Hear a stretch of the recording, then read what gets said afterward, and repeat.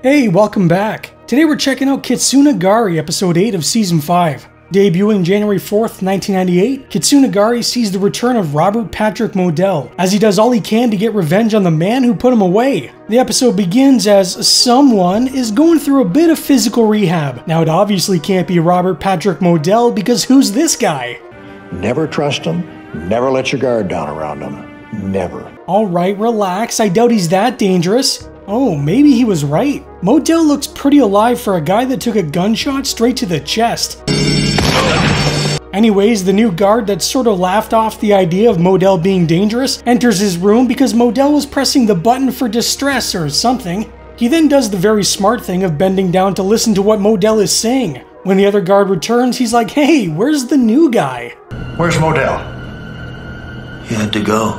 You would think that day 1 of training would include an entire section on how to handle Modell, but I guess the new guys skipped that day. Because of their expertise, Mulder and Scully are put in charge of a task force to hunt him down, which almost never happens. To push his victims into hurting or killing themselves. Say what? Oh god, here we go. Imagine trying to explain to a group of US Marshals that he simply talked his way out. Also, if they know what Modell is capable of, then why not muzzle him? Hard to talk when you can't open your mouth. Regardless, I'm sure these folks will have no issues with what Mulder's trying to tell them. Mulder also tells them that if they encounter Modell, to only approach him with adequate backup. And by adequate backup, he means every cop they can find. This will be important to remember for later on. Scully tells Mulder about Modell's weakened state, considering he's dealing with an aggressive tumor, was in a coma, and according to her took a bullet to the head, though looking back, it looks more like he took one in the chest. There's no telling how long he'll hang on, but he'll never regain consciousness. Do you think she regrets saying this? Scully is a little worried about Mulder considering what happened last time, and again, it looks like Mulder is playing along with Modell's game. I'm just gonna say it, but there's no way I could work alongside this woman. I mean, look at her. Meanwhile, there's a report about Modell's escape on TV, but he somehow manages to shrink 4 inches between photos. Only dangerous. Paul? Can I help you? Hi. Hi. Well, those are really bad odds. The kid reaches for a bat, but Modell makes him believe it's a snake. Although you really want to hold them closer to the head. Trust me, I used to catch snakes all the time growing up. While the kid leaves to take care of his snake issue, Modell steals some energy bars, the same brand as the drinks he snagged in Pusher. He then notices that Mulder and Scully are on his case, which is exactly what he wanted. I couldn't have been faking it completely, that's all I can say. The gunshot wound did a hell of a lot of damage. Am I missing something here? According to this report, Modell was shot in the side of the head, but going back to Pusher, it's pretty clear that he was shot in the chest. I feel like I'm missing something, but I replayed this scene over and over and I'm not seeing any headshot. Anyways, he somehow survived his shot, and during his recovery had a few visitors. Charity workers mostly, as he grew up in foster care and doesn't really have family. The agents are suddenly interrupted when Modell calls so he can say hi to Mulder. Hi. Considering what he was able to do in the past over a phone call, I'm not sure talking to him over the phone is the smartest idea. Mulder doesn't give in to his little game, but does stay on long enough so they can trace his phone call. I hope he paid for that bar. Outside. Holy shit, he must be in rough shape if that's how far he was able to walk. Oh, never mind, it was the kid. I don't know who that woman is, but it looks like Modell did some painting in her home, for some reason. Oh, I hope he's okay, he's looking a little blue. Appears as if he died from ingesting paint. This is our medical doctor, ladies and gentlemen. No, I'm afraid I just blew myself. There's gotta be a better way to say that. Ah, cerulean blue, at least he's keeping with the theme. Modell got revenge on the prosecutor who put him away by making him paint Japanese writing all over the walls and then drink the remaining paint. The writing roughly translates to Kitsunegari, or fox hunt. Get it? Fox Mulder? Modell's hunting fox? Nah, you don't get it. You know, it's pretty lucky that the FBI just happens to have a Japanese agent who can translate all this writing for them. Mulder notices a blue fingerprint on the photo of the woman and some blue fingerprints on the dead man's phone. Since Mulder is incredibly intelligent, he figures Modell must have contacted her. When they call this Linda, it turns out she's left for the day to meet Fox Mulder, which is weird because Mulder never spoke to Linda about any meeting, unless a couple police officers show up to the supposed meeting place and do the very smart thing of entering the building before backup arrives. No, not that way. Not that way either. Well, you're getting warmer. This cop is terrible at hide-and-go-seek. He finds Modell and forces him to the ground. Well, geez, that wasn't so hard. I don't know what the fuss was all about. I got him! He's gone crazy! Get him the hell away from me! Oh, well, this is awkward. Have fun explaining this to the chief. Linda shows up late for her meeting with Mulder, only to learn that her husband was taken out by Modell. They place Linda in protective custody, though how protective can it be? Modell was able to just walk inside FBI headquarters. Mulder thinks something isn't quite adding up, because why didn't Modell have the two cops shoot each other? And he's right to question Modell's motives because Modell is right there watching him. Either this is part of the game, or Modell doesn't know how to use a garbage can. What took you so long? Scully, I got him. Come quick. Hey Mulder, remember when you told everyone not to confront Modell without adequate backup? It's too late, however, because Mulder is quickly overcome by the smooth, silky tone of Modell's voice. And all that happens is Mulder lets him go free. Why did Modell hang around if all he was gonna do was have Mulder let him go? Maybe it's part of his game? Mulder looks like a child who just disappointed their parent. He's actually more confused than anything because Modell could have killed him. Instead, he just left him with a message saying, "Don't play the game." Mulder now believes that Modell may not be responsible for the Blue Man Group's death. Scully thinks Mulder is still under Modell's influence, and considering everything they've seen him do, it's hard to argue with her. Mulder could just be saying and doing what Modell told him to. There's still the question as to why Modell was seeking out Linda, so they decide to pay her a little visit. Apparently, her husband liked to talk about the Pusher case with her, even going on to say that he wishes Mulder had finished him off and not let him live. The weird thing is Linda and her husband have only been married to each other for 2 months, and only knew each other for 2 days before deciding to tie the knot. The whole Pusher thing took place like what, 2 years ago? So you're telling me he meets this woman, marries her immediately, and then goes on and on about a case he had 2 years prior? I understand that it might be the biggest case he's ever had, but it's not like it was still ongoing. It just seems like a weird thing to constantly talk about with someone you really don't know. I don't want to paint him as that. He was true blue. What the hell is wrong with Mulder? He's acting very, very weird. Even Scully gives him a look like there's something off about him.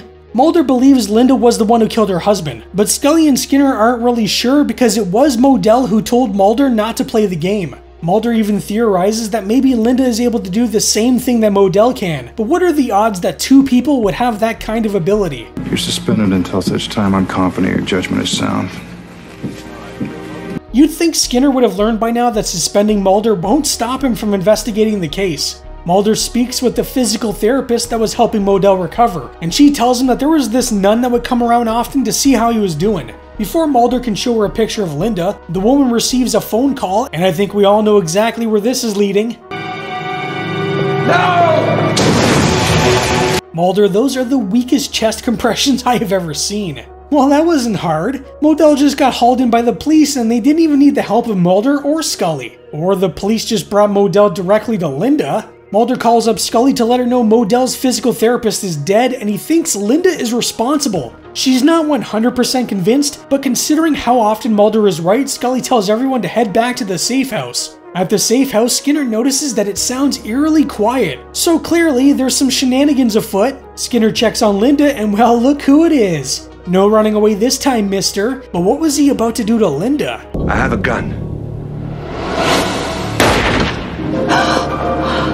He actually didn't have a gun, but this wouldn't be the first time someone's been tricked into shooting someone who didn't have one. Even though Mulder is supposed to be suspended, he still shows up anyways, and now Skinner has to explain why he shot an unarmed man.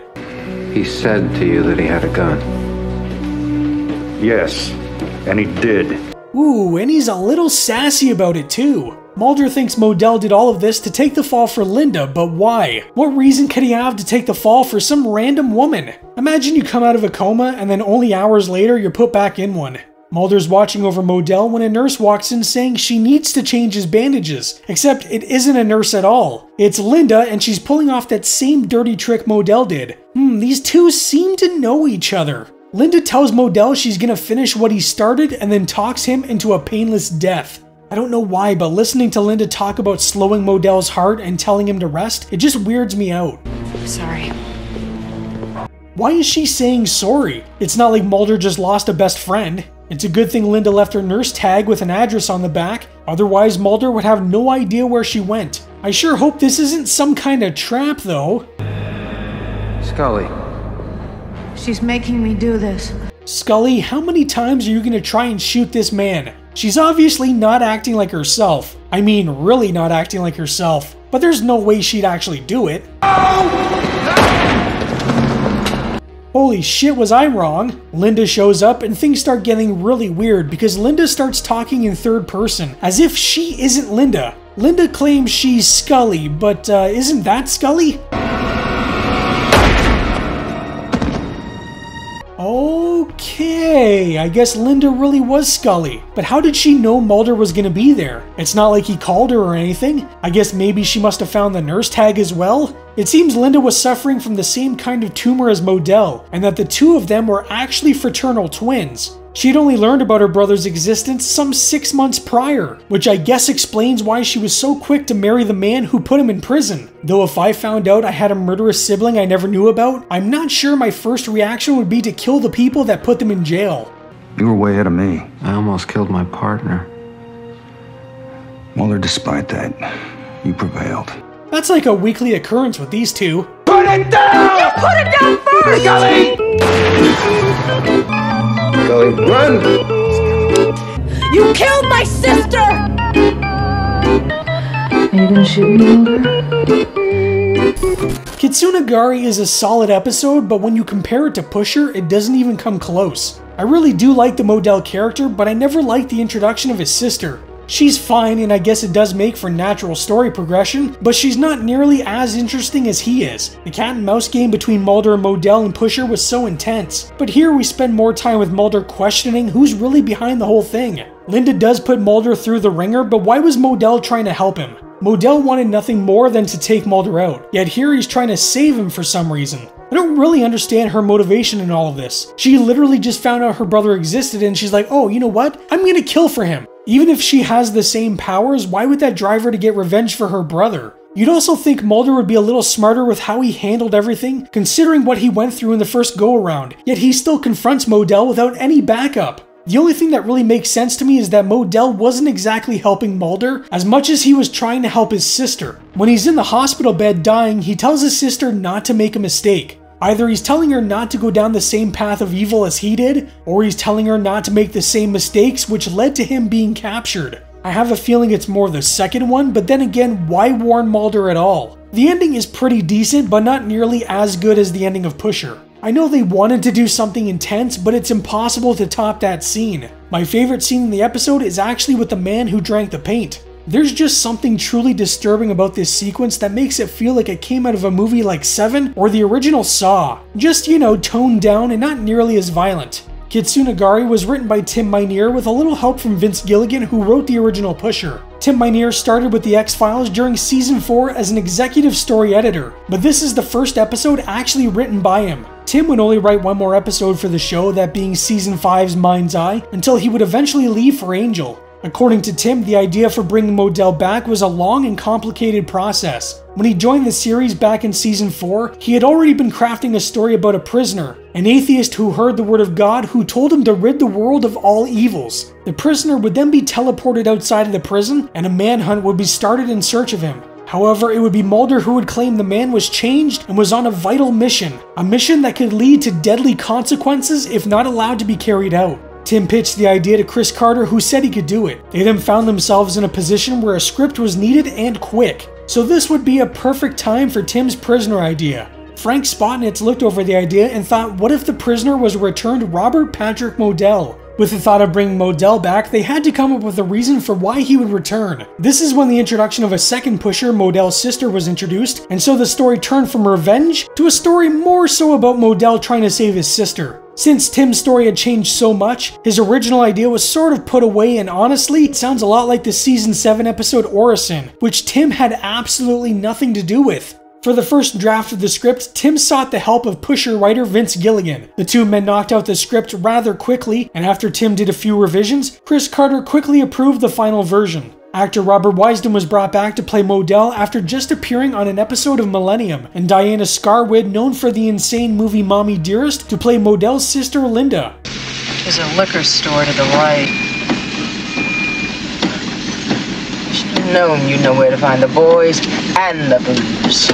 A few times throughout the episode, they mentioned Kitsunagari, which we know to mean fox hunt. Well, since there is no direct translation of fox hunt to Japanese, they hired on 2 Japanese translators that would help them create the correct characters that would represent the word. They did eventually come to an agreement, but there were apparently some pretty heated arguments between the two. Kitsunagari currently sits at 7.7 on IMDb, and even with some of its imperfections, I still enjoy this one a good bit. I'll probably give this one a 6 or a 7. Up next, we have a really odd one where the parents of children start to go missing, and the culprit of it all might be a killer tree. And no, I'm not kidding. In the episode Schizogeny, or Schizogeny, whatever. So what do you think of Kitsunagari? Let me know down in the comments. Anyways, that's all for today. I hope you're doing well, and stay spooky, my friends. 2 words.